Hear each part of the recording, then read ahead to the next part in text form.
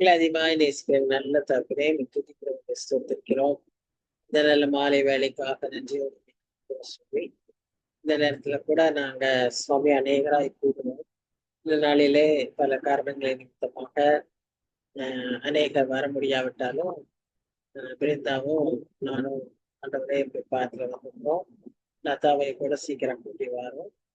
இந்த நேரத்துல நாங்க ஆண்டவரே வசனத்தை தியானிக்கிறது எங்களுக்கு உதவி செய்யும் சுவாமி.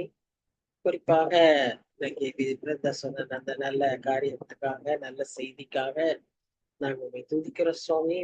துதிக்கிறோம். வீட்டுல இன்னும் யாரும் வரலன்னா கூட மகளுக்கு நீர் அந்த கிருபையை தந்து விசுவாசத்தை கட்டளையிட்டு குடும்பத்துக்கு ஜெபித்து ஆதாயப்படுத்தக்கூடிய பொறுப்பையும் கிருபையையும் தருகிறதற்காக நன்றி செலுத்துகிறோம். இந்த மேன்மையை மகள் நல்ல அனுபவிக்க திருப்பித்தாரோ உங்களுடைய பிரசனமும் ஆசீர்வாதமும் மகளோடு கூட இருந்து பலப்படுத்தும்படியாய் செபிக்கிறோம். குடும்பங்களை ஆசீர்வதியும், தேவைகளை சந்தியும். ஒருவேளை இன்னும் லதாவோ இது வேற யாராவது வருவதற்கு சித்தமானால் இணைத்து செபிக்கிறோம். தாழ்த்தி கருத்துல கொடுக்கிறோம், பொறுப்பேற்றுக்கிறோம். நேசிக்கிறேன் கிறிஸ்துவ வேண்டிக் கொள்கிறோம். ஆமேன். So very happy Brenda, welcome to the study. இன்றைக்கு நம்ம இந்த 8ஆம் அதிகாரத்திலே ஒரு சில வசனங்களை பார்த்துட்டு தொடர்ந்து 9ஆம் அதிகாரத்திற்குள்ளாக கடந்து செல்லலாம். அந்த 8ஆம் அதிகாரத்துல இருந்த மீதியான வசனங்களை பார்த்து விடுவோம். ஒரு ஃபியூ verses are there.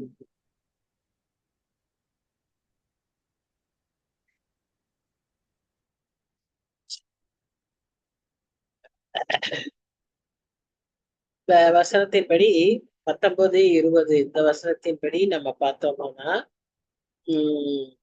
இந்த 8ஆம் அதிகாரம் முழுவதுமே அந்த ஆசா ராஜாவும் இன்றைக்கு இருந்த அந்த இஸ்ரேல் ஜனங்களுக்கான ஒரு செய்தியா தான் அந்த முழு அதிகாரமுமே இருக்கிறத பார்க்கிறோம். ஆசா ராஜாவை பற்றி நாம் வாசித்தோம். மிகவும் மோசமான ஒரு கர்த்தருக்கு பயப்படாத ஒரு ராஜா. அவர் வாழ்க்கையில ஒரே ஒரு நன்மை இருக்கும் என்று சொன்னா அது அந்த எசேக்கியாவை அவர் பெற்றெடுத்த ஒரு நன்மை, அது ஒன்றுதான். மற்றபடி வேற எந்த நன்மையும் அவர் வாழ்க்கையில இல்லை. ஆசா இல்ல ஆகாஸ். இந்த ஆகாஸ் ராஜா துணிகரமாய் கர்த்தருக்கு விரோதமான பாவங்களை செய்வதை நாம் பார்க்கிறோம். விக்கிரகங்கள், இன்னும் இந்த மகனையே பலியிடுகிற காரியங்கள், இப்படியெல்லாம் அவர் செய்து வந்தார்.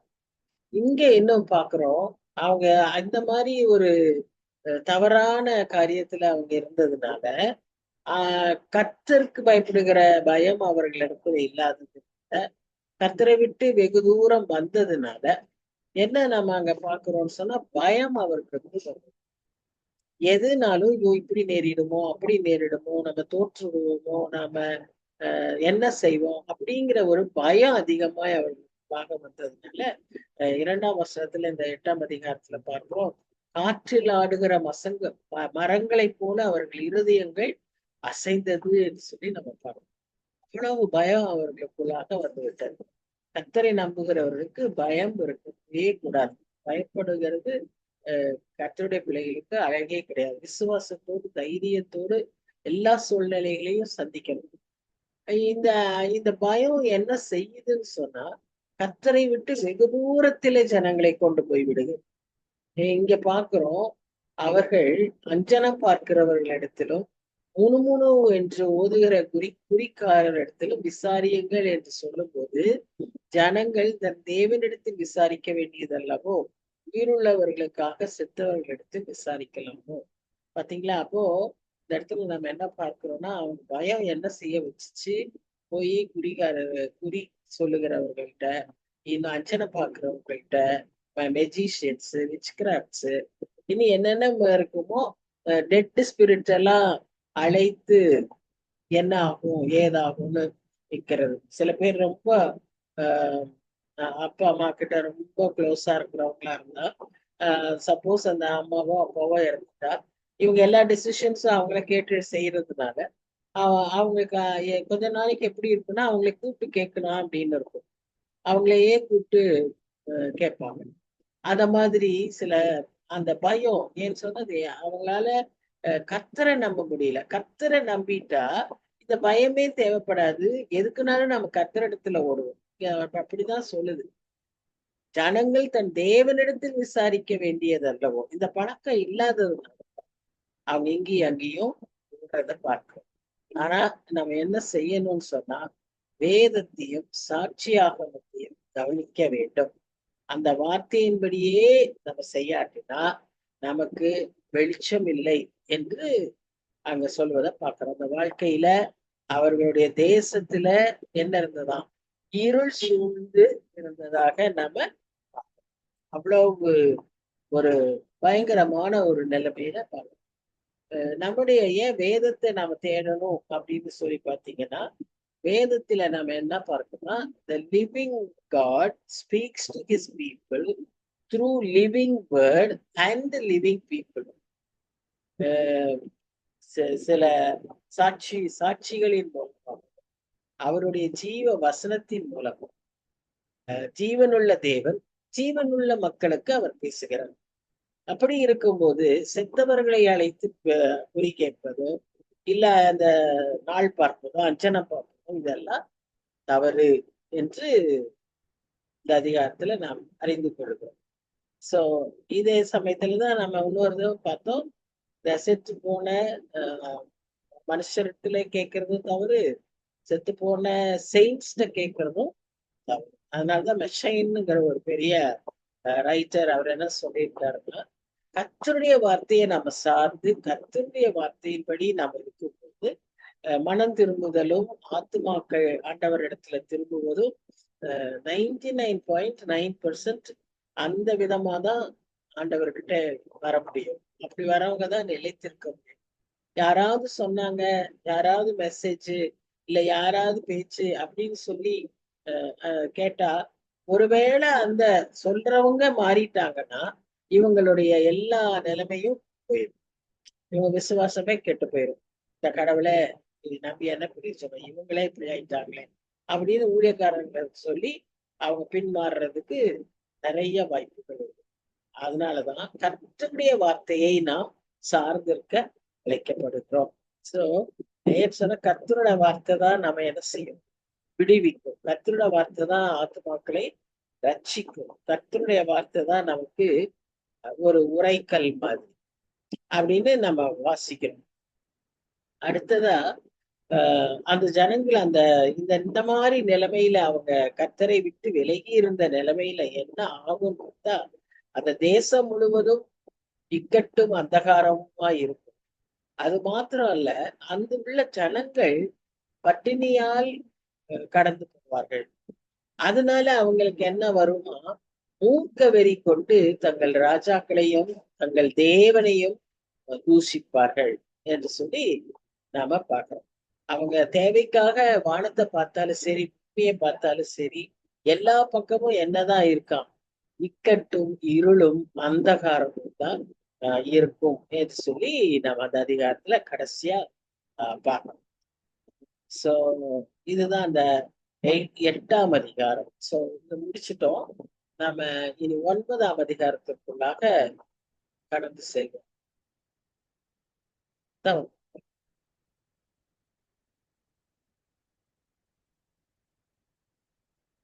Welcome Latha, welcome. Praise Lord ma'am. Praise Lord. நீங்க வந்தீங்க அப்புறம் போயிட்டீங்க. அப்புறம் அதனால நாங்க ஜெபிச்சோம், நீங்க வாங்கன்னு வந்துட்டீங்க. பரவாயில்ல. Very good. Okay ma'am.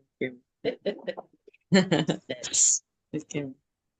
நாம இப்போ 9ஆம் அதிகாரத்துக்கு போறோம். 8ஆம் அதிகாரத்துல சும்மா கடைசி கொஞ்சம் வசனங்களை பார்த்தோம். Okay okay. போன வாரம் பார்த்ததேதான். இப்ப நம்ம ஓகே ஓகே 9ஆம் அதிகாரத்துக்கு போறோம்.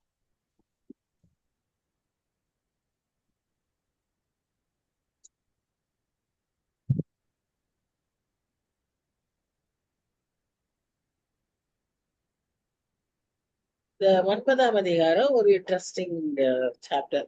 உங்களுக்கு நல்லா தெரியும். It speaks more about the birth of the child, Jesus Christ.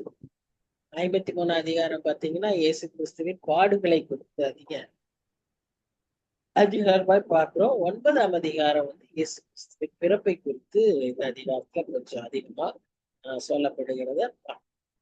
இப்போ அந்த 9ஆம் அதிகாரத்துக்குள்ளாக போவதற்கு முன்பாக நான் ஒவ்வொரு முறையும் இந்த நம்ம ஸ்டடியில இதை ஞாபகப்படுத்த விரும்புறேன். என்னன்னு சொன்னா, நம்ம ஏன் இந்த பைபிள் ஸ்டடியே எடுக்கிறோம், நம்ம ஏன் இந்த பைபிள் ஸ்டடியில கற்றுக்கொள்றோம்னு சொன்னா, is to reread the scriptures.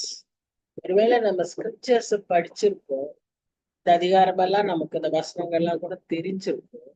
ஆனா இந்த பைபிள் ஸ்டடியில நாம அதை திரும்ப வாசிப்பதற்காகவே தினம் இந்த பைபிள் ஸ்டடியில நம்ம பங்கு பெறுவோம். இரண்டாவது அப்ஜெக்டிவ் என்னன்னு சொன்னோம், இதை நம்ம இப்படி திரும்ப திரும்ப வாசிக்கும் போது we learn certain new things, we unlearn certain things. ஏற்கனவே நாம் ஒரு விதமாய் அதை குறித்து ஒரு விதமாய் நினைத்திருக்கிற காரியங்களை திரும்ப திரும்ப வாசித்து அதனுடைய விளக்கங்களை அறிந்து கொள்ளும் போது அதை மாற்றி புரிந்து கொள்வதற்கு ஒரு அன்லேர்னிங் தேவைப்படுது. அண்ட் ரீலேர்னிங், திரும்பவுமாய் புதிதாய் கற்றுக்கொள்ள, வேறு சில காரியங்களை புதிதாய் நாம் கற்றுக்கொள்ள இந்த ஸ்டடி நமக்கு பிரயோஜனமா இருக்கணும். இதுக்காகத்தான் இந்த ஸ்டடிய everywhere, whether all people do it for that sake or not, the main objective of our study is this only. We want the study to be like this, to reread the scriptures and learn and relearn our biblical verses. சரியா? அதுதான் இந்த ஸ்டடியில நாம் செய்கிறோம். இப்போ 9ஆம் அதிகாரத்துக்கு முதல் 2 வசனங்கள்ல பார்த்தீங்கன்னா, ஒரு குறிப்பிட்ட ஒரு சில நாடை, அந்த வடப்பகுதி, திரும்பவுமே நம்ம எப்பவுமே ஒரு தீர்க்க தரிசன புத்தகத்தை வாசிக்கும் போது நம்ம அந்த ஹிஸ்டாரிக்கல் பேக்ரவுண்டோட நம்ம வாசிச்சாதான் நமக்கு அது நல்ல பிரயோஜனமா இருக்கும். எந்த கான்டெக்ட்ல ஏசாயா இதை பேசினாரு, எதை யார்கிட்ட இதை பேசினாரு அப்படின்னா நம்ம அதை கொஞ்சம் நல்லா விளங்கிக்க முடியும். அப்புறம் அது எப்படி நம் வாழ்க்கையில அபியாசிக்கணும் அப்படிங்கிறதையும் நம்ம கற்றுக்கொள்ள முடியும்.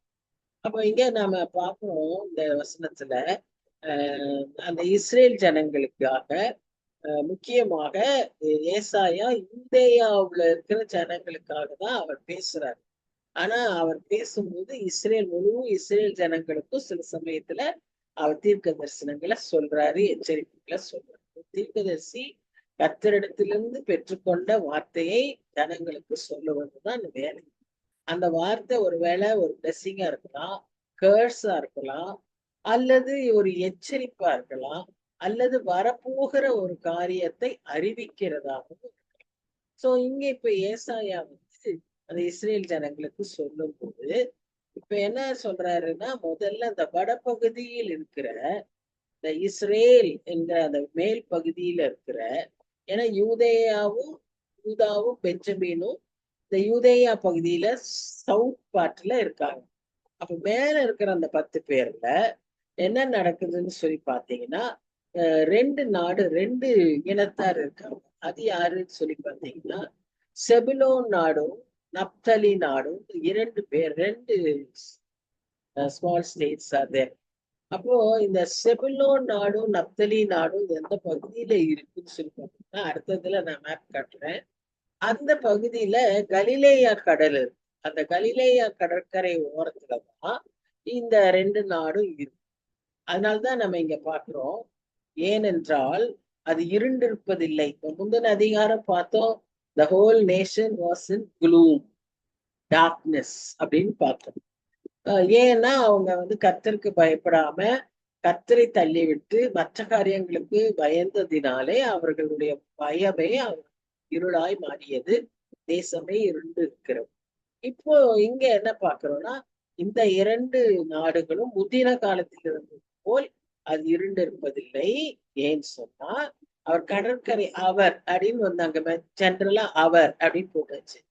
இங்க அவர்னு சொல்லக்கூடிய பர்சன் யாரு அப்படின்னு நீங்க பாத்தீங்கன்னா, வரக்கூடிய மேசியா.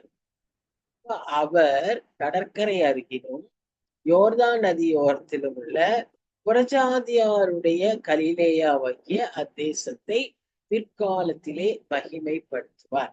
நீங்க சுவிசேஷ புத்தகங்கள் எல்லாம் பார்த்தீங்கன்னா இயேசு கிறிஸ்துவின் ஊழியங்கள் இந்த கலிலேயா கடற்கரை ஓரமாகவும் யோர்தான் நதிக்கரை ஓரமாகவே தான் இருக்கும். அப்ப இந்த second part of first verse refers to the ministry of Jesus Christ. அப்போ என்ன ஆச்சுன்னா, இந்த நாடுகள் எல்லாம் இருண்டு கிடந்து யாராலையும் இனக்கண்டு கொள்ள முடியாத ஒரு பொருட்டாய் எண்ண முடியாத நிலையிலிருந்த இந்த நாடுகள் இன்றைக்கு என்ன ஆயிடுச்சு? மகிமைப்படும்படியாக கற்ற செய்வார் என்று சொல்லி பார்ப்போம். 2ஆம் வசனத்துல நீங்க பாத்தீங்கன்னா, இருளில் நடக்கிற ஜனங்கள் பெரிய வெளிச்சத்தை கண்டார்கள். மரண இருளின் தேசத்தில் குடியிருக்கிறவர்களின் மேல் வெளிச்சம் பிறந்துச்சு. எப்பவும் கிறிஸ்துமஸ் டைம்ல எல்லாம் நாம இந்த வசனத்தை நாம பார்ப்போம். யோவான் 1ஆம் அதிகாரத்துல நாம பார்க்கிறோம், நானே அந்த மெய்யான ஒளி அப்படின்னு இயேசு கிறிஸ்து சொல்வதை எந்த மனுஷனையும் பிரகாசிக்கக்கூடிய மெய்யான ஒளி இயேசு கிறிஸ்து அப்படின்னு அந்த அதிகாரத்துல வாசிக்கிறோம். இங்கே நாம வாசிக்கிறோம், இருளில் நடக்கிற ஜனங்கள் பெரிய வெளிச்சத்தை கண்டாங்க. அந்த இருள் எப்படியா இருக்கலாம்? தோல்வியின் இருளா இருக்கலாம், ஏமாற்றத்தின் இருளா, குழப்பத்தின் இருளா இருக்கலாம், வறுமையின் இருளா இருக்கலாம், தனிமையின் இருளா இருக்கலாம், மரண இருளா கூட இருக்கலாம். ஆனா அவங்க மேல என்ன வந்துதான்? வெளிச்சம் பிரகாசம். இயேசு கிறிஸ்து பிறந்த உடனே இயேசு கிறிஸ்துவின் வருகையினால இந்த இருளாய் கிடந்த அந்த தேசம், இருளாய் இருக்கக்கூடிய அந்த ஜனங்களின் மனங்கள் பிரகாசிக்கும்படியாக இயேசு கிறிஸ்து இந்த உலகத்துல வந்தார் என்று சொல்லி நான் பார்ப்போம். இதுதான் இன்னைக்கு இப்போ எனக்கு இங்க இருந்து ரைட் சைட்ல இருக்கிற இஸ்ரேல் வந்து கொஞ்சம் மாடர்ன் இஸ்ரேல். இதுல இந்த பக்கம் இருக்கிற லெப்ட் சைட்ல இருக்கிற இஸ்ரேல்ல வந்து அந்த 12 ட்ரைப்ஸையும் நம்ம யாரெல்லாம் எங்க இருக்காங்கன்னு தெரிஞ்சுக்கிறதுக்காக அந்த 12 ட்ரைப்ஸ் உள்ள அந்த இஸ்ரேலை பார்க்கணும். நீங்க நல்லா பாத்தீங்கன்னா கீழே டெட் சீன்னு ஒரு ப்ளூ கலர்ல இருக்கு, மேல இன்னும் கொஞ்சம் அங்க அந்த அந்த இடத்துல ஒரு சின்ன கடல் மாதிரி இருக்கு இல்லையா? அப்புறம் அங்கிருந்து ஒரு ரிவர் ஓடிக்கிட்டே இருக்கு. ரிவர் வந்து ப்ளூ கலர்ல ஓடும். நம்ம ஜியாகிரபி மேப் அட்லஸ் இதெல்லாம் கொஞ்சம் ஞாபகம் வச்சிருந்தா இதெல்லாம் நமக்கு தெரியும். அப்போ அந்த ரிவர் வந்து ஜார்டன். அந்த மேல இருக்கிற அந்த குட்டியா இருக்கிற கடல் தான் கலிலேயா கடல். இயேசு கிறிஸ்துவின் ஊழியம் எல்லாமே அந்த பகுதிகளிலே தான் நடந்ததாக நாம் வேதத்திலே வாசிக்கிறோம். கப்பர்நகூம் தான் ஹெட் குவார்டர்ஸா வச்சுக்கிட்டாரு. தலைநகரமாய் வைத்து அங்க சுற்றி சுற்றி அங்கெல்லாம் அவர் செய்தார். அதுக்கு பக்கத்துலதான் 2 நாடு இருக்கு. என்னன்னு சொல்லி பாத்தீங்கன்னா செபுலோன், நப்தலி. ஏன் இந்த 2 நாட்டையும் ரொம்ப முக்கியப்படுத்தி சொல்றாங்க அப்படின்னு பாத்தீங்கன்னா, அசீரியர்களும் சீரியர்களும் வடபகுதியிலிருந்து இஸ்ரேல் தேசத்தை தாக்கும் போது அந்த அந்த 2 நாட்டின் வழியாகத்தான் போகணும். எல்லா பாதிப்பும் அந்த நாட்டுக்கு தான் நடக்கும். இப்ப இந்தியாவுக்கும் பாகிஸ்தானுக்கும் போர் அப்படின்னு சொன்னா, இந்த பார்டர்ல இருக்கிற காஷ்மீர், பஞ்சாப், இந்த இந்த பக்கத்துல கட்ச், இந்த நாடுகள் எல்லாம் தான் பாதிக்கப்படும். இப்ப இந்த நாடுகளுக்கு எல்லாம் தான் பொருள் கிடைக்காது. இந்த நாடுகள்ல தான் தண்ணி கிடைக்காது, பெட்ரோல் கிடைக்காது, விலைவாசி உயரும். எல்லா பாதிப்பும் இந்த நாடுகளுக்கு தான் ஏற்படும். அது மாதிரி முந்தின படத்துல பார்த்த மாதிரி மேல இருந்து அது அரமேயன்ஸ் போட்டிருக்கு இல்லையா? அது வந்து சீரியர்கள். அதுக்கு கொஞ்சம் இந்த பக்கம் எல்லாம் அசீரியர்கள் எல்லாம் இருக்கும். இப்ப இவங்க எல்லாம் வந்து இவர்களை தாக்குறப்போ முதல் அட்டாக் எங்க வரும்னா அந்த நப்தலிக்கு செபலோங்கிற இடத்துக்கு தான். அதனாலதான் அவங்களுக்கு என்ன ஆயிடுச்சு? ஒரு எப்பவுமே ஒரு க்ளூம், ஒரு ஈருள் அவங்க அந்த இடத்துல இருக்கிற மக்கள் மேல அதிகமான பாதிப்பு. ஆனா இந்த அசீரியர்கள் எப்படின்னா மிகவும் கொடுமைக்காரர்கள். அங்கிருந்து கீழே வரைக்கும், எங்க யூதேயா தேசம் வரைக்குமே அவர்கள் வந்து அவரை அட்டாக் பண்ணதாக, அவங்க போர் செய்ததாக நாம பார்க்கிறோம். அதிகமாய் பாதித்தவர்கள் இந்த செபுலோன், நப்தலி என்று சொல்லி நாம இதனால அந்த நாடுகள் இப்படி அடிக்கடி அந்த யுத்தத்துல இது பண்ணதுனால வறுமையில இருக்காங்க, வளர்ச்சி இல்ல, அங்க எதுவுமே ஒரு நல்ல முன்னேற்றம் இல்ல. ஜனங்களால் ஒதுக்கப்பட்ட ஒரு இடமா இருக்கு. யாரும் போய் அங்க போய் தங்குவாங்களா? இந்த வார் ஜோன்ல போய் நல்ல பெரிய வீடு கட்டுவாங்களா? ஒருத்தரும் போ மாட்டாங்க இல்லையா? அந்த மாரி அங்க எல்லாரும் ஒதுக்கின இடமா இருந்தாலும், கர்த்தர் அவர்களுக்கென்று ஒரு ஸ்பெஷல் பிளெஸிங்க வச்சிருக்காரு. ஏன்னு சொன்னா, இவங்க தான் அடிக்கடி இந்த மாதிரி இந்த மக்களால இந்த யுத்தத்தால, இந்த அங்கிருந்து போர் செய்யக்கூடிய மக்களால இவங்க பாதிக்கப்படுறாங்கன்னு சொல்லி, அவர்களுக்கு முதலாவது அந்த வெளிச்சத்தை காண்பிப்பேன் என்று சொல்லி, கர்த்தர் அதை சொல்லுவதாக பார்க்கிறோம். அதை சுத்தி இருக்கிற இடம் தான் எது? கலிலேயர். அந்த இடம் தான் கலிலேயா. அந்த இடம் தான் கப்பர்நகூம். சொன்னேன், கலிலேயா, கப்பர்நகூம், நாசரேத்து இதெல்லாம் வந்து ஒரு நல்ல மக்கள் வாழக்கூடிய ஒரு இடமே இல்லை. இங்கிருந்து ஒரு நன்மை வருமா என்று சொல்லுகிற அளவுக்கு அங்க இருக்கிற மக்கள் எல்லாம் பின்தங்கினவர்கள், புவர் பீப்புள், ஒரு டெவலப்மெண்ட் இல்லாத area. But Jesus started his ministry and Jesus did all his miracles around this area so that his light will shine upon these people. ஏன்னா மத்தவங்க யாரும் அவங்கள கண்டுக்கிறது இல்ல, மத்தவங்க யாரும் அதை விரும்பாத ஒரு தேசமா இருந்த இடத்துல இவர் அந்த இடத்திலே தன் வெளிச்சத்தை உண்டாக்கி காண்பித்து அவர்களை உற்சாகப்படுத்துகிறார். அப்ப அடுத்த 3rd and 4th வசனம் 5th வசனம் பார்க்கும்போது இதுல இருந்து நமக்கு ஒரு சைடு லைன் கிடைக்குது. என்ன?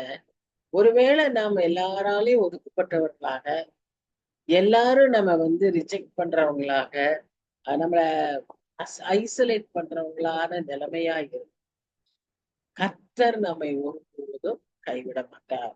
இப்படிப்பட்டவர்களுக்காகத்தான் கர்த்தர் வந்தார். இப்படிப்பட்ட நம்ம நிலைமையில நாம் இருந்தோமானால் நமக்கென்று ஒரு பிரத்யட்ச ஒரு வெளிச்சத்தை கர்த்தர் காண்பிப்பார். இப்போ 3ஆம் வசனத்துல பார்க்கணும், அந்த ஜாதியை திரளாக்கி அதற்கு மகிழ்ச்சியை பெருக பண்ணினேன். அறுப்பில் மகிழ்கிறது போலவும் கொள்ளையை பங்கிட்டுக் கொள்ளுகையில் களி கூறுகிறது போலவும் உமக்கு முன்பாக மகிழுகிறார்கள். அப்ப அந்த ஜனங்களை கர்த்தர் ஒரு பெரிய மகிழ்ச்சிக்கு உண்டாக்குகிறார். என்ன நம்ம அந்த மகிழ்ச்சி? அவங்க ஹார்வெஸ்ட ஒரு பெரிய வயல்ல அறுவடையை எடுத்தா எவ்வளவு சந்தோஷப்படுவாங்களோ அவ்வளவு சந்தோஷத்தை அவர்கள் பெற்றுக் கொள்கிறார்கள். அது மாத்திரம் இல்ல, ஒரு யுத்தத்துல போய் அந்த பிளண்டர், அந்த கொள்ளையை அவர்கள் எடுக்கும் போது எவ்வளவு சந்தோஷப்படுவார்களோ அவ்வளவு சந்தோஷப்படுகிறார்கள் என்று சொல்லி நாம் பார்க்கிறோம். அது மாத்திரம் அல்ல, மீதியானியாரின் ஒரு எக்ஸாம்பிள் சொல்றாரு. மீதியானியர்னு சொல்லும் போது நமக்கு யார் ஞாபகத்துக்கு வரணும்னு சொன்னா கிதியோன் தான் ஞாபகத்துக்கு வரணும். ஏன்னா கிதியோன் தான் அந்த சமயத்துல அந்த அந்த போரை முன்னின்று நடத்தினவர். சோ அந்த போரை பற்றியும் நமக்கு தெரியும்ல, அது ஒரு வித்தியாசமா நடந்த போர். இவர் வந்து ஆக்சுவலா அந்த he was threshing. அந்த சமயத்துல அவரை கூப்பிட்டு, நீ உங்ககிட்ட இருக்கிற பலத்தோடு போ, நான் உன் கூட இருக்கேன்னு சொல்றாரு. அவன் பயப்படுறான், ஹெசிடேட் பண்றான். எனக்கு என்ன பிராக்டிஸே கிடையாது, ட்ரைனிங் கிடையாது, நான் போய் எப்படி யுத்தம் செய்வேன் அப்படின்னு சொல்லும்போது அவர் சொல்றாரு, நான் உன்னோட இருக்கேன், நீ போன்னு சொல்றாரு. அப்படி ஒரு ஆச்சரியமாய் அவனை நடத்தி அங்க போனா வெப்பன்ஸ் எப்படி ரொம்ப வித்தியாசமான வெப்பன்ஸ், பானை, ஒரு எரிகிற பந்தம், இதையெல்லாம் வச்சுக்கிட்டு நீ போய் அங்க யுத்தத்துக்கு போக சொல்றாரு. 3ஆவதா என்ன செய்யறாரு? நிறைய மக்கள் கொஞ்சம் இவருக்கு பின்னால வருவாங்கன்னு பார்த்தா எல்லாரையும் ஃபில்டர் பண்ணிட்டு 300 பேரோட போக சொல்லு. எல்லாமே யுனிக்கா செய்ய சொன்னாரு. ஆனா வெற்றி அவருக்கு கிடைச்சது. அவர்கள் தோளில் மேல் இருந்த மிலாற்றையும் ஆலோட்டியின் கோலையும் குறித்து அப்படி ஒரு விக்டரிய கர்த்தரால செய்ய முடியாத காரியம் ஒன்று. என்றைக்குமே இதைத்தான் நாம் தியானிக்கணும். இந்த காரியங்களை எல்லாம் நினைத்து பார்த்து கர்த்தருக்கு நாம் நன்றி செலுத்தணும். நம்முடைய வாழ்க்கையில கூட இதெல்லாம் பாசிபிளா, இனி இதுல நமக்கு ஒண்ணுமே கிடையாது, there is no way அப்படின்னு போதுதான் God will create a way. He will show a way when there is no way. அதுதான் கர்த்தருடைய வழி. அது மாதிரிதான் இங்கேயும் அவர் செய்யறாரு. அதை செய்யறது ரொம்ப வித்தியாசமா செய்யறாரு. அப்படிதான் நம்ம வாழ்க்கையிலயும் அவர் செய்வார். நம்ம இந்த நார்மல் ப்ரொசீஜர் பிரகாரம் யோசிச்சோம். இந்த மார்க்கு, இந்த லெவலு, இந்த செலக்ஷன், இந்த அஹ், இதுல இருக்கணும், இந்த பெர்ஃபார்மன்ஸ், இந்த இதுல நம்ம செஞ்சாதான் நமக்கு இது கிடைக்கும், இவ்வளவு பணம் இருந்தாதான் இது செய்ய முடியும். அதெல்லாம் நம்ம யோசிப்போம். ஆனா ஒண்ணுமே இல்லாத சூழ்நிலையில ஒண்ணுமே இல்லாட்ட நம்மை ஆண்டவர் எந்த குறையும் இல்லாம நடத்திக்கிட்டே இருப்பார். அதுதான் ரொம்ப ஆச்சரியமாய் அவர் செய்யக்கூடிய ஒரு அஹ், ஆசீர்வாதம். அமளியாய் யுத்தம் பண்ணுகிற வீரருடைய ஆயுத வர்க்கங்களும் ரத்தத்தில் புரண்ட உடுப்பும் அக்கினிக்கிரையாக சுட்டெரிக்கும். இதுல யுத்தத்துல செய்த காரியங்கள் எல்லாம் அவைகளெல்லாம் வீணாய் போகும். அவைகளை எல்லாம் எரிக்கப்படும் அப்படின்னு சொல்லி நாம சோ இயேசு கிறிஸ்துவனுடைய மினிஸ்ட்ரியே ஒரு ஆச்சரியமான விதத்துல வேதத்துல நம்ம வாசிச்சுக்கிட்டே வரோம். இந்த இடத்துலயும் பாத்தீங்கன்னா ஒரு அவருடைய ஊழியம் எப்படி இருக்குதுன்னு சொன்னா ஒரு சந்தோஷமான ஒரு ஜாய்ஃபுல் மினிஸ்ட்ரி, ஒரு கல்யாண விருந்து. அப்படிதான் மத்தேயு 9ஆம் அதிகாரத்துல நம்ம வாசிக்கிறோம். அவருடைய ஊழியத்தை ஒரு கல்யாண விருந்துக்கு ஒப்பாக வாசிக்கிறோம்.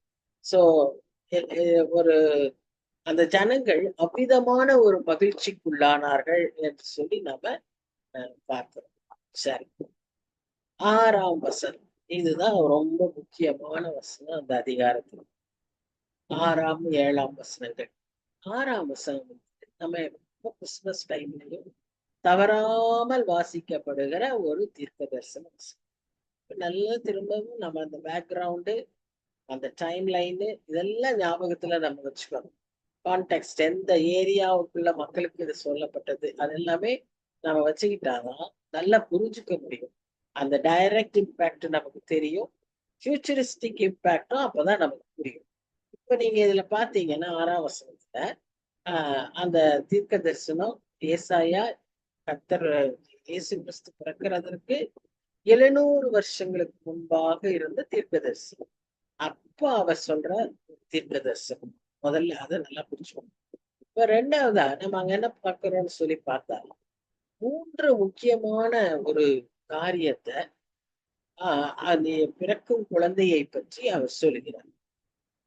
அதற்கு பின்பாக அவருடைய ராஜ்யம், ஹிஸ் ரெயின் எப்படி இருக்கும், அதற்கு சில குணாதிசயங்களை, கேரக்டரிஸ்டிக்ஸ், அவருக்கு அந்த நாமத்துக்குரிய ஒரு கேரக்டரிஸ்டிக்ஸா கொடுத்து அது அவ்விதமாய் அந்த அந்த ராஜ்யம் இருக்கும் என்று சொல்லி அந்த 6ஆம் அதிகாரத்துல நம்ம வாசிக்கிறோம். அந்த முதல் 3 முக்கியமான அந்த பிறக்கும் குழந்தையை பற்றி என்ன சொல்லி இருக்குன்னு பாத்தீங்கன்னா, ஃபர்ஸ்ட் முதல்ல நம்ம பாக்குறது நமக்கு ஒரு பாலகன் பிறந்தார். இரண்டாவதாக நமக்கு ஒரு குமாரன் கொடுக்கப்பட்டார். மூன்றாவதாக கர்த்தத்துவம் அவர் தோளின் மேல். இது என்ன நமக்கு காண்பிக்குது அப்படின்னா, இந்த ஃபர்ஸ்ட் நமக்கு ஒரு பாலகன் பிறந்தார் என்பது அவருடைய ஹியூமனிட்டியை காண்பிக்கும். நமக்கு ஒரு குமாரன் கொடுக்கப்பட்டார் என்பதை அவருடைய டெய்டியை காண்பிக்கும், அவருடைய தெய்வீக தன்மையை காண்பிக்கும். முதல் அவருடைய மனித தன்மையை காண்பிக்குது, இரண்டாவது அவருடைய தெய்வீக தன்மையை காண்பிக்குது, மூன்றாவது அவருடைய சாவரனிட்டி, அவருடைய ஆளுகை தன்மையை காண்பிக்குது. இந்த பிறக்கும் குழந்தையை குறித்து 700 வருஷத்திற்கு முன்பாகவே ஏசாயா இப்படி ஒரு தீர்க்க தரிசனத்தை சொல்லியிருக்கிறதை பார்க்கிறோம். சரி, இந்த குழந்தையை பின்னால விவரிக்கும் போது ஒரு குழந்தை நமக்காக ஒரு பாலகன் பிறந்தார் அப்படின்ற அந்த பாலகன் ஒரு மைட்டி காட் அப்படின்னு சொல்லி நம்ம பார்க்கணும். வல்லமை உள்ள தேவன் என்று சொல்லி இது பின்ன செகண்ட் பார்ட் ஆஃப் 6th verseல வாசிக்கணும். அப்போ அவ்வளவு பெரிய வல்லமை உள்ள தேவன் ஒரு பாலகனாக எப்படி பிறக்க முடியும்? How can a God be born? இதுதான் பெரிய கேள்வி. இந்த கேள்வி இன்றைக்கும் டிஸ்கஷன்ஸ்ல இருக்கு. இன்றைக்கும் நம்ம இந்த ரிலிஜனை ரெஃப்யூட் பண்றவங்க இதை வைத்து ரெஃப்யூட் பண்றோம். ஆனா நமக்கு பதில் இங்க ஏசாயா தீர்க்கதரிசி அன்றைக்கே எழுதி வைத்தது. இதை நாம் சரியாய் புரிந்து கொள்ளும் போதும் நமக்கு அதை விளங்கிக் கொள்ள முடியும். அது என்னவென்றால் இதற்கான பதில் 7ஆம் அதிகாரத்திலேயே அவர் அந்த தீர்க்க தரிசனமா சொன்னார். என்னது? ஒரு கன்னிகை ஒரு குமாரனை பெறுவாள், அவருக்கு இம்மானுவேல் என்று பேர். ஏற்கனவே a virgin birth அதை அவர் சொல்லியிருந்தார். நான் அந்த அதிகாரத்திலும் நல்லா விளக்கி சொன்னேன். திரும்பவும் நான் இப்ப சொல்ல விரும்புகிறேன். அவர் அந்த 7ஆம் அதிகாரத்திலே ஆகாஷ் ராஜாவுக்கு சொல்லும் போது அதை அடையாளமாய் கர்த்தரே கேட்க சொன்னார். கர்த்தர் அந்த ராஜா கேட்க மறுத்த போதிலும் இந்த அடையாளம் மிக மிக முக்கியம். இதுதான் தன்னுடைய பிறப்பிற்கு முழு மனுக்குலத்துக்கும் அடையாளமா இருக்க போகிறது என்பதனாலே கர்த்தரே அந்த அடையாளத்தை அவர்களுக்கு காண்பித்தார். என்னவென்று? ஒரு கன்னிகையின் வயிற்றிலே கர்த்தர் பிறப்பார். அங்கு சொல்லப்பட்ட தெளிவா ரைட்டர்ஸ் ஆவியானவர்களால் ஏவப்பட்டு எழுதப்பட்டதினாலே அங்கு எழுதின வார்த்தை என்னவென்றால் ஆல்மா.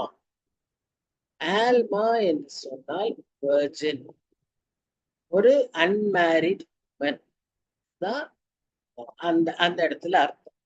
சோ அப்போ அந்த ராஜாவுக்கு சொல்லும்போது உனக்கு ஒரு அடையாளம் என்னன்னா, ஒரு unmarried woman would marry and get a child. A child will be born in its time. இந்த டைம்ல அது பிறக்கும். அந்த குழந்தைக்கு பேர் இம்மானுவேல். ஏன்னா அங்க யுத்தமான ஒரு சூழ்நிலையில, ஒரு பயங்கரமான நெருக்கடியான நேரத்துல ஒரு குழந்தை இந்த அலைமனையில பிறக்கும். அந்த குழந்தைக்கு பெயர் இம்மானுவேல். அப்ப இம்மானுவேல் என்றால் இதான் அடையாளம். இம்மானுவேல் என்றால் காட் இஸ் வித் அஸ். தேவன் நம்மோடு இருக்கிறார். அதுதான் அடையாளம் அப்படின்னு அங்க சொல்லப்பட்டது. ஃபியூச்சரிஸ்டிக்கா பார்க்கும்போது மத்தேயு 1ஆம் அதிகாரத்துல நம்ம வாசிப்போம். இந்த குழந்தை பிறக்குது, இந்த குழந்தைக்கு இம்மானுவேல் என்று பெயரிடுவார்கள். அந்த குழந்தைக்கு அர்த்தம் தேவன் நம்மோடு இருக்கிறார். ஆனா அந்த குழந்தை யார் வயிற்றுல பிறந்தது? ஒரு கன்னியின் வயிற்று பிறந்த அந்த கன்னிதான் மரியாள் என்பது நமக்கு தெரியும். அந்த கன்னியின் வயிற்றில் பிறக்கிறதுக்கு அங்க யூஸ் பண்ணப்பட்ட word பார்த்தினோஸ்.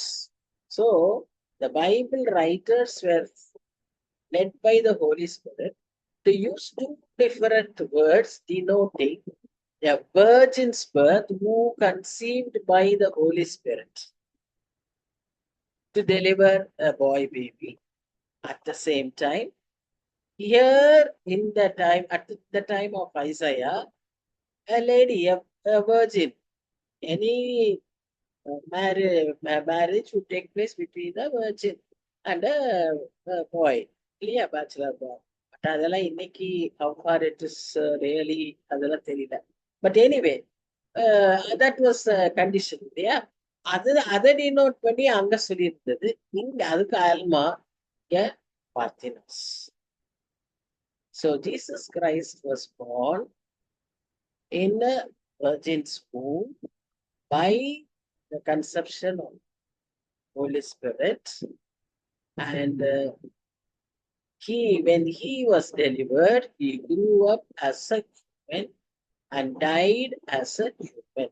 So he was fully human according to this part of the verse. Unto us a child is born. சரியா? இப்போ இது ஒரு பெரிய மிஸ்ட்ரி. இந்த முழுதையும் விளங்கிக் கொள்வதே நமக்கு ஒரு பெரிய மிஸ்ட்ரி. அதனாலதான் நாம என்ன பார்க்கிறோம்னா, ஓகே,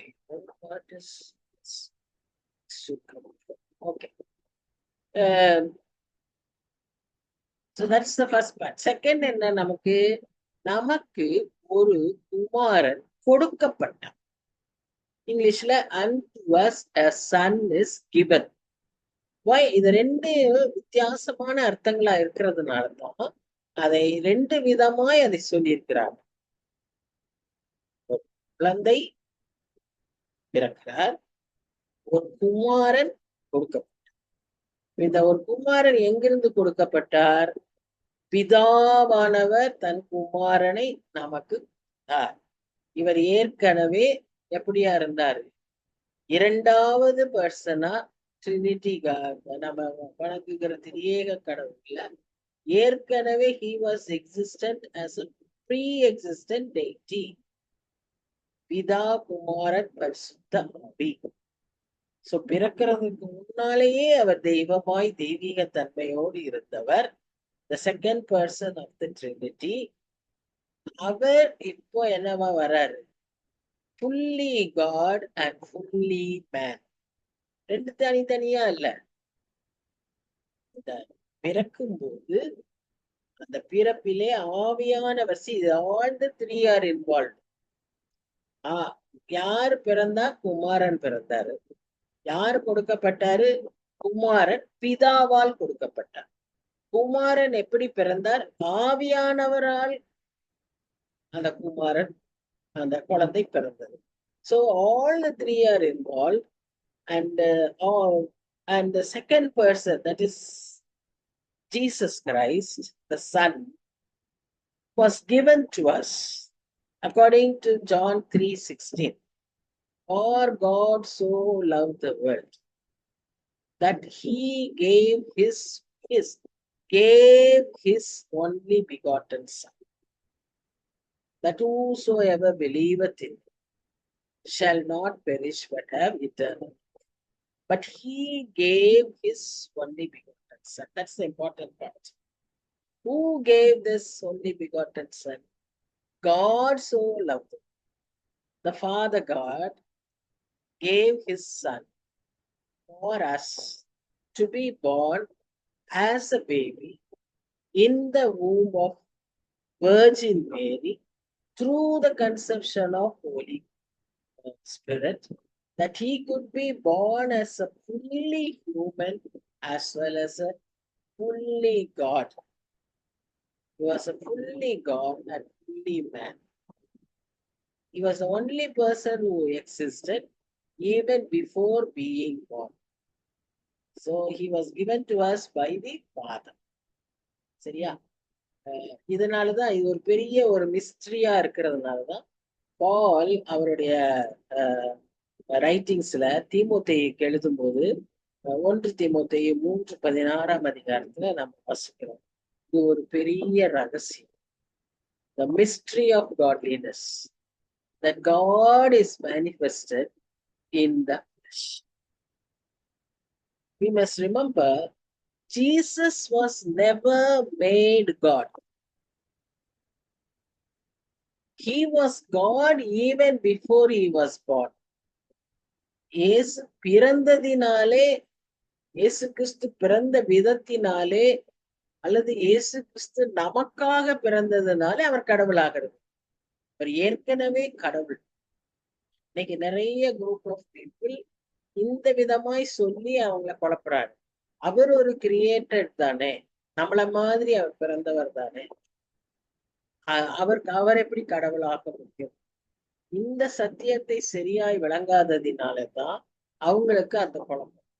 பட் இந்த 6ஆம் வருஷத்துல இந்த 2வது பார்ட்ல அழகா பார்க்கிறோம். 3 திரியேக தேவன் இணைந்து மனிதராகிய நமக்காக அந்த ஒரு பெரிய பொறுப்பை, அந்த ஒரு பெரிய பிறப்பை, அந்த பெரிய ஒரு தியாகத்தை அவர்கள் செய்ததை எல்லா இடத்துலயுமே நீங்க பாத்தீங்கன்னா நாம என்ன செய்யலாம், நம்ம இப்படி செய்யலாம், நம்மை போல உருவாக்கலாம் அப்படின்னு உருவாக்குனாங்க.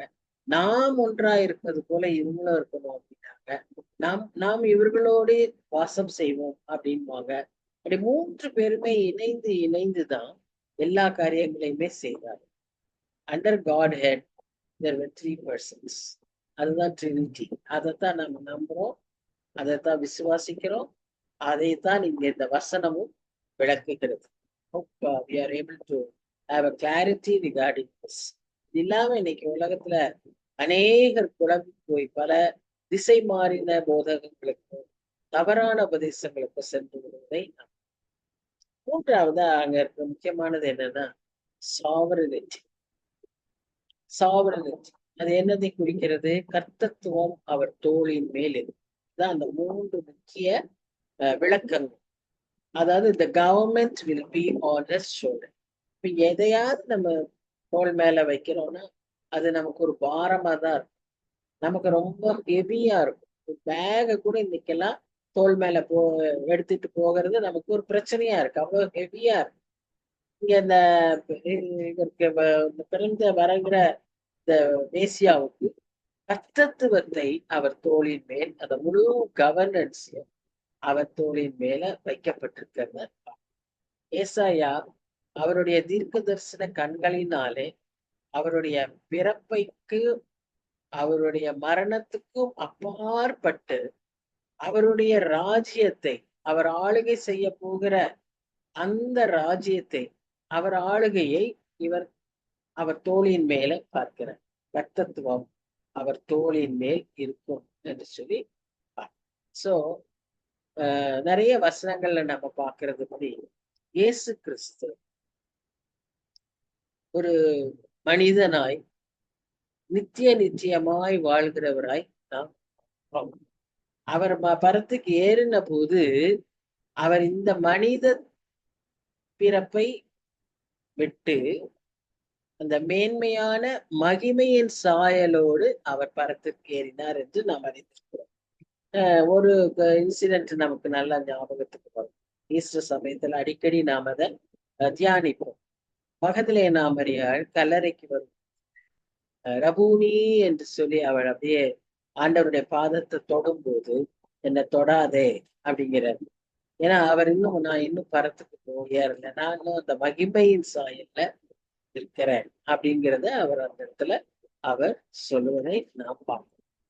ஸோ இதுல நம்ம நல்லா தெரிந்து கொள்ள வேண்டிய ஒரு காரியம் என்னன்னு, if only Jesus was a full man, he cannot die for us.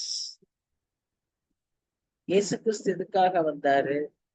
Whoever believes in him should not perish but have eternal life. How is it possible?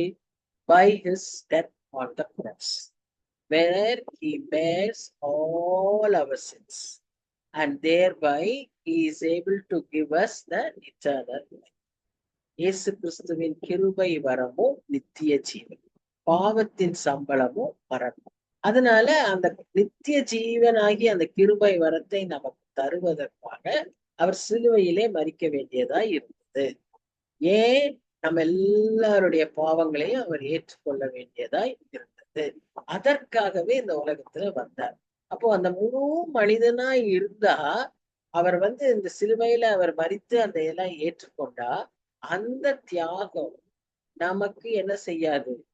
நம்முடைய பாவத்திலிருந்து ரட்சிக்காது. ஏன்னா அவரும் நம்மை போல ஒரு மனிதன் இல்லையா? எனக்காக நீங்க மரிச்சீங்கன்னா உங்க பாவத்தை எல்லாம் நான் ரட்சித்திர முடியுமா? மன்னிக்க முடியுமா?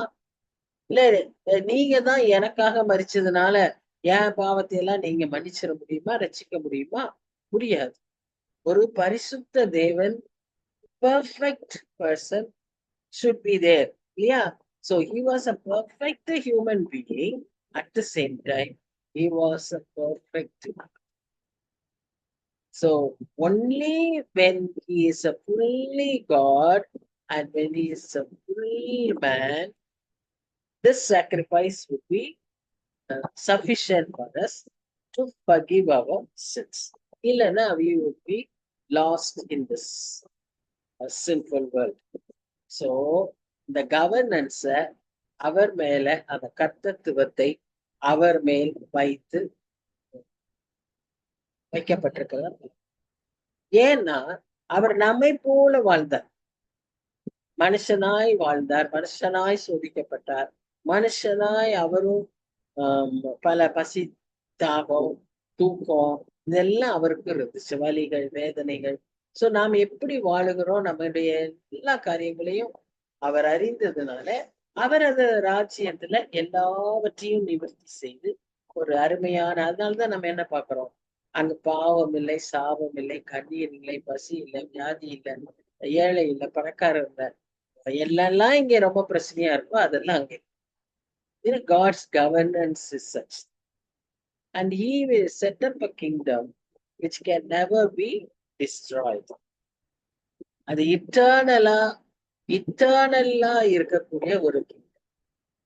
இந்த ஹியூமன் கிங்டம்ஸ் எல்லாம் நீங்க பாத்தீங்கன்னா அது நம்ம பாக்குறோம், பெரிய ராஜாவாய் பெரிய கிங்டத்தை கட்டினது யாரு?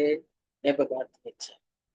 ஆனா அந்த நெபுகாத் நேச்சார் கிங்டத்தை கூட உடைய கடவுளையே நம்ம பார்க்கிறோம். ஒரு பகுதி இருக்கு, அது விழுந்துருது. அதுக்கப்புறம் அடுத்த பகுதி வருது, அது விழுகுது. அதுக்கப்புறம் அடுத்த பகுதி, அது விழுகுது. இப்படி ஒரு ராஜ்யத்துக்கு அடுத்தடுத்து ஒரு ராஜ்யமாக ஒவ்வொரு ராஜ்யமும் ஆட்சியும் வீழ்ச்சியுமாய் நம்ம பார்க்கிறோம். ஆனா இயேசு கிறிஸ்துவின் ஆட்சி ஒரு நித்திய ஆட்சி. அதுதான் நம்ம அந்த அரசாங்கத்தையும் அந்த ராஜ்ய அந்த ஆளுகையையும் நம்ம எங்கெல்லாம் வாசிக்கிறோம்னு பாத்தீங்கன்னா, இந்த ஏசாயாவிலேயே 3 இடத்துல நம்ம வாசிக்கிறோம். 2ஆம் அதிகாரம், 11ஆம் அதிகாரம், 65ஆம் அதிகாரம். இந்த 3 அதிகாரத்திலையும் வாசிக்கிறோம். சங்கீதம் 72ல வாசிக்கிறோம். சகரியா 14ல வாசிக்கிறோம். பின்பு வெளிப்படுத்தல் விசேஷத்திலையும் வாசிக்கிறோம். The ultimate fulfillment of this governance, அதோடைய sample we will see in millennium. மில்லினியத்துக்கு ஒரு 1000 வருஷம்னு ஒரு கணக்கு இருக்கு. ஒருவேளை அது முடியும். இது ஒரு ஃபோர்டேஸ்ட். இதுக்கப்புறம் நித்திய ஆளுகை. இந்த ஃபோர்டேஸ்ட் பீரியடு நமக்கு அது எப்படி இருக்கும், அந்த ராஜ்யம் எப்படி இருக்கும், அதைத்தான் இந்த அதிகாரங்களில் எல்லாம் சொல்லியிருக்காங்க. இப்படிப்பட்ட அதாவது 11ஆம் அதிகாரம் பாத்தீங்கன்னா சிங்கமும் ஆட்டுக்குட்டியும் ஒன்னா படுத்திருக்கும். அங்க வெப்பன்ஸே இருக்காது. இந்த மாதிரியான ஒரு சூழ்நிலைகள் எப்படி இருக்கும்னு சொல்லி அந்த வசனங்கள்ல பார்ப்போம். இதெல்லாம் எப்ப நடக்கும்? ஒரு ஜஸ்டிஸ், ஒரு ரைச்சியஸ் கவர்மெண்ட், பீஸ்ஃபுல் கவர்மெண்ட், அது எப்ப இருக்கும்? அந்த மில்லினியத்துல இருக்கும்னு சொல்லி இந்த மில்லினியம்ங்கிறது இட்டர்னல் கிங்டத்துடைய ஒரு ஃபோர்டேஸ்ட். முன் ருசியாய் அந்த ஆளுகை இருக்கும் என்று நம்ம கர்த்தருடைய பிள்ளைகளாய் நாம் இந்த இடத்துல வாழ்ந்து ரட்சிக்கப்பட்டு அவரை பின்பற்றுகிறவர்களாய் இருப்போமானால் அந்த மில்லினியத்துல நாம் ராஜாக்களாய் ஆளுகை செய்வோம். நம் கர்த்தரோடு சேர்ந்து ஆளுகை செய்வோம். கைவிடப்பட்டவர்களாய் இருப்போம்னால் மில்லினியத்துல அந்த ராஜாவால ஆளுகையில நாம் கர்த்தரிடத்துல மனம் திரும்பி கர்த்தரிடத்துல வருவதற்கு வாய்ப்புகள் உண்டு. அதுதான் அந்த மில்லினியத்தினுடைய ஒரு முக்கிய காரியம். பட் நாமே ராஜாவா ஆளுகை செய்ய முடியும். கர்த்தர் அந்த உன்னத இத நமக்கு தருகிறார். எப்போ? அவருடைய பிள்ளைகளாய் நாம் இந்த உலகத்துல வாழலாம். நாம் ரட்சிப்பில் அனுபவத்துல இருக்கும். சரி, இது அந்த முதல் பார்ட், 9ஆம் அதிகாரம் 6ஆம் வசனத்தின் ஃபர்ஸ்ட் பார்ட். அதுக்கு பின் உள்ள பகுதியில பாத்தீங்கன்னா ஒரு 4 முக்கிய பெயர்களை அவர் அது 5 விதமாக அந்த ராஜ்யம் எப்படி இருக்கும் என்று சொல்லி அவர் சொல்லுவார். அதுல முதல் இது என்னன்னு சொன்ன ஆலோசனை கர்த்தா. தமிழ்ல, இங்கிலீஷ்ல his name is wonderful, wonderful counsel, mighty God, everlasting Father, prince of peace. சரியா? அப்ப அந்த wonderful counselor அப்படின்னு சொன்ன என்னன்னா, கவுன்சிலிங் ரொம்ப அவசியமான ஒரு காரியம். அது வண்டர்ஃபுல் ஆலோசனை கர்த்தர். அவர் கொடுக்கிற ஆலோசனைகள் எப்படி இருக்குன்னு சொல்லி வேதத்துல நம்ம வாசிக்கணும். ஆலோசனை இல்லாமல் இருக்கிற இடத்துல ஜனங்கள் சீர்கெட்டு போவார்கள் என்று சொல்றாங்க. தாவீது சொல்றாரு, உம்முடைய ஆலோசனை சங்கீதத்துல, உம்முடைய ஆலோசனை எனக்கு கடல் மலர் அத்தனையா இருக்கு. எவ்வளவு எதுக்கு எடுத்தாலும் அவர் ஆண்டவர்கிட்ட ஆலோசனை. தாவீதை பத்தி அப்படிதான் நம்ம வாசிக்கணும். இப்ப நான் போட்டுமா, ஓகே, நாளைக்கு மறுபடியும் நான் போட்டுமா அப்படின்னு கேட்பேன். நான் உட்காரட்டுமா, நான் அது சாப்பிட்டுமா, ஒவ்வொன்றையும் கேட்டுக்கிட்டே ஒரு பழக்கம் அவருக்கு இருந்தது. ஸோ வண்டர்ஃபுல் கவுன்சிலர், பிகாஸ் அவருடைய ஞானம் பூமியில் உள்ள அனைத்து ஞானத்திற்கும் அப்பார். ஹியூமன் விஸ்டம்க்கு சிறந்த அளவு யாருன்னா சாலமன். அதை காட்டிலும் பெரிய ஒரு அளவான ஞானம் யாருக்கு இருந்தது? ஆண்டவர் இயேசு கிறிஸ்து. அதனால்தான் wisdom transcends all human wisdom. George Washington president of America போத அவர் என்ன சொல்றாருன்னா, அந்த நாட்டை அல்லது இந்த உலகை சரியான விதத்துல ஆளுகை செய்வதற்கு இயேசு கிறிஸ்துவும் வேதமும் இல்லாமல் நிச்சயமாய் ஆள முடியாது. ஒருவன் சரியாய் இந்த உலகத்துல ஒரு தேசத்தை ஒரு நாட்டை ஆளணும், அத இயேசு கிறிஸ்துவாராயும் வேதத்தினாலேயே தான் செய்ய முடியும் என்று அவர் சொல்வதை. அடுத்தது நம்ம என்ன பார்க்கிறோம்? அவர் வண்டர்ஃபுல் கவுன்சிலரா இருந்து ஆலோசனைகளை கொடுத்து அநேக காரியங்களை, மாற்ற முடியாத காரியங்கள், இம்பாசிபிள் காரியங்களை, nothing is impossible to God. அன்றைக்கு ஏஞ்சலே என்ன சொல்றாரு? தேவனால் செய்யக்கூடாத காரியம் is such a mighty God. நம்ம மைட்டின்னு ஒண்ணு இந்த ராஜா நின்னானே அது மாதிரி இப்படி மைட்டி அப்படி அல்ல. He was a gentle child. At the same time, he was mighty. அவருடைய மைட்டு வித்தியாசம், வல்லமை உள்ளது. அதை அப்படியே அனுபவிக்கிற சைலண்டா வேட்ஸ் ஸ்ட்ராங்கா வெளியே தெரிகிறது இல்லை. தீவிரவாதி மாதிரி அடி புயல் மாதிரி அப்படி வர்றது இல்லை. வயதுல தென்றலாம் அவருடைய வல்லமை விளங்குகிறதை பார்க்க. புயமாக பராக்கிரமமாக வருகிற வேலைகளும் உண்டு. அநேக சமயங்களில் அண்டர் நார்மல் சிச்சுவேஷன்ஸ் இப்படிதான் செயல்படுகிறதை நாம் பார்க்கலாம். அவர் இருக்கிறதே தெரியாது. Invisible. His kingdom is invisible. Even today we are enjoying his kingdom. ஏதோ அப்பதான் வரும் இப்பதான் வரும் இல்ல, இன்றைக்கே அனுபவிக்கிறோம். ஆனா அந்த ராஜ்யம் எப்படிப்பட்டதா இருக்கு? ஜென்டலா, இன்விசிபிளா, அவருடைய கரம் கண்களுக்கு தெரியாததா இருக்கிறதை பார்க்க. அடுத்ததா அவரை பற்றி என்ன சொல்லணும்? நித்திய பிதா, இட்டர்னல், எவர்லாஸ்டிங். சரி, பிதாவானவர் ஒருத்தர். இப்ப இவர் குமாரனை பற்றி பேசுகிறோம், இயேசு கிறிஸ்துவை பற்றி பேசுகிறோம். அப்புறம் இவர் எப்படி நித்திய பிதான்னு சொல்றது? இது அவருக்கு கொடுக்கப்பட்ட பெயர். Because he is eternal, but he is not the father. பிதாவானவர் வேற, குமாரனானவர் வேற. பட் இந்த குமாரனுக்கும் சரி பிதாவுக்கும் சரி என்ன இருக்கு? இட்டர்னிட்டி இருக்கு. they live forever. they live forever. அதனால அவர்களுக்கு அந்த குவாலிட்டியை கொடுக்கிறத நாம. அடுத்தது பிரின்ஸ் ஆஃப் பீஸ். பிரின்ஸ் வந்து அந்த பீஸை பற்றி நம்ம கொஞ்சம் டீட்டெயிலா பார்க்க வேண்டியிருக்கிறதுனால I'll finish off here. Next week we shall continue. His counsel is wonderful. His strength is impeccable. But his rule is paternal, like a father.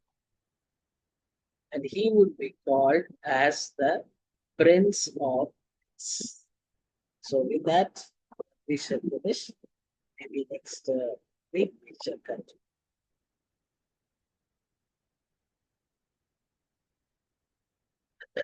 ஜெபிக்கலாமா? நல்ல ஆண்டவரே, இந்த அருமையான வேளையில சுவாமி இந்த வசனங்களை நாங்கள் தியானிக்கிறதுக்கு செய்வீர். அநேக முறை இந்த வசனங்களை நாங்கள் போட்டிருக்கோம். இன்றைக்கு மறுபடியுமா இதை இன்னொரு விதத்துல நாங்கள் கேட்க, இன்னொரு விதத்துல இதை புரிந்து கொள்ள, எங்க வாழ்க்கைக்கு ஏற்ற அவசியமான காரியங்களை பற்றி அறிந்து கொள்ள சுவாமி ஒரு தெளிவை பெற்றுக்கொள்ள நீர் உதவி செய்கிற தயவுக்காக நன்றி. ஆவியானவர் விடைபெற்ற தயவுக்காக நன்றி. பொறுத்த தெளிவுக்காக நன்றி. உடைய அலாதி அன்புக்காக நன்றி. எவ்வளவா எங்களுக்காய் உலகத்துல வந்து அது வாலண்டரியா வந்து சுவாமி. God gave his son, but you came willingly to us. அதுதான் நாங்க பிலிப்பியன்ஸ்ல வாசிக்கிறோம். You rejected all your majesty and it came down as a slave. Unto us you came down. அதற்காக நன்றி செலுத்து. நன்றியோடு நாங்கள் துதிக்கிறோம், விசுவாசிக்கிறோம். இது ஒரு பெரிய மிஸ்ட்ரியா இருந்தாலும் எங்களுக்கு நீர் எவ்வளவு விளங்கி கொள்ள முடியுமோ அவ்வளவு விளங்கி கொடுத்த கொடுமைக்காக நன்றி. நாங்க தொடர்ந்து உண்மை பற்றியுமா அறிந்து கொள்ள தேசாயா தீர்க்கன் மூலமாக நீர் இன்னும் என்னென்ன சொல்ல போகிறீரோ அதையெல்லாம் புரிந்து கொள்ள எங்களுக்கு நீர் கொடுக்க தரப்பு இந்த நாளிலும் வர முடியாத பல நிலைகளில் இருக்கிற எங்க மெம்பர்ஸ்க்காக செபிக்கிறோம். ஆசீர்வதிங்க, தேவைகளை சந்திங்க, பிரயாணங்கள் இருக்கலாம், திருமண காரியங்கள் இருக்கலாம், அவற்றையும் மகிமைக்கென்று அவர்கள் எல்லாம் என்ஜாய் பண்ணி வரது. எங்களை நீர் இந்த நாள்ல கூட்டி நீர் ஒரு பெரிய நோக்கம் உண்டு, ஒரு சந்தோஷமான விஷயங்களை கேட்க பாராட்டுனீர். நன்றியோடு நாங்கள் விட்டுக்கிறோம். ஆண்டவரே, தொடர்ந்து எங்களை பலப்படுத்துங்க, எங்களை ஆசீர்வதிங்க, எங்களை வழி நடத்துங்க. சுவாமி, உமக்கு சாட்சிகளாய் வாழ்ந்துவிட, உங்களுடைய பிள்ளைகளாய் இந்த உலகத்துல இருந்து விட பெரிய நித்திய ராஜ்யத்தை எங்களுக்காய் கட்டி எழுப்புகிறீரே, அதை சுதந்திரித்துக் கொள்ள கார்த்தியத்துக்கு இருக்கிறோம். நேசிக்கிற இயேசு கிறிஸ்து மூலமாய் வேண்டிக் கொள்கிறோம். ஆமென், ஆமென். So thank you everyone. Thank you Brinda. Thank you Nanda. Thank you Annie. Thank you, Annie. Thank you. எப்படி இருக்கீங்க? Thank நல்லா you, Annie. இருக்கீங்களா? ராணி நல்லா நல்லா இருக்கேன். கர்த்தர் கிருபையில பரவாயில்ல. பெயின்லாம் இல்லல்ல? பெயின் வந்து சப்சைட் ஆகுது. வெரி ஆமா. Very happy. செகண்ட் டே ரொம்ப பெயினா இருந்துச்சு, மத்தபடி இப்ப நல்லா இருக்கு. மாத்திரை எல்லாம் முடிஞ்சிருச்சா? மாத்திரை இன்னும் இருக்கு. இருக்குல்ல, முடியற வரைக்கும் சாப்பிட்டு. ஆமா, 10 days கொடுத்துருக்கோம். ரெகுலரா சாப்பிடுறோம். சரி. Bye. Good night. Good night, everyone.